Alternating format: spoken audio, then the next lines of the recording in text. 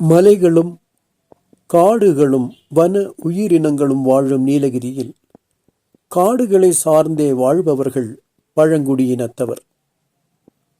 தோடர், கோத்தர், இருளர், குறும்பர், காட்டு நாயக்கர், பணியர் என 6 வகை பழங்குடியினர் வாழ்கின்றனர்.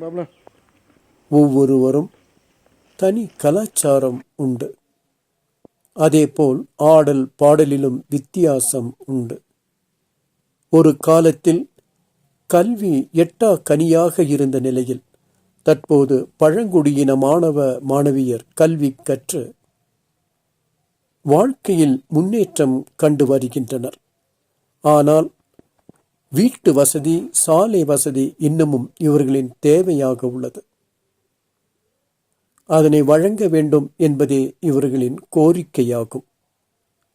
இயற்கையோடு இணைந்து வாழும் பழங்குடியின மக்கள் முழுமையான சமூக அந்தஸ்தை பெறும் நாளே நாட்டின் முழுமையான வளர்ச்சி பெற்றதாக இருக்கும்.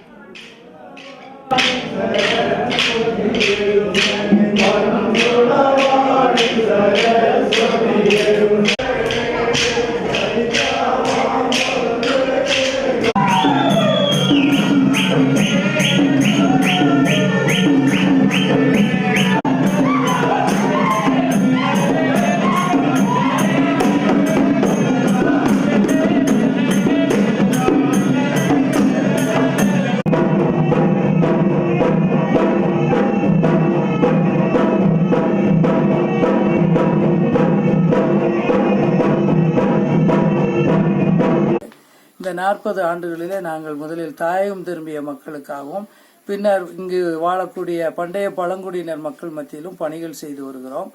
நாங்கள் இந்த 2025வது ஆண்டிலே இன்னமும் ஆழமாக, இன்னமும் தீவிரமாக எங்களுடைய பண்டைய பழங்குடியினர் இனத்துக்கான முன்னேற்ற திட்டங்களை செயல்படுத்த வேண்டும் என்று திட்டமிட்டிருக்கிறோம்.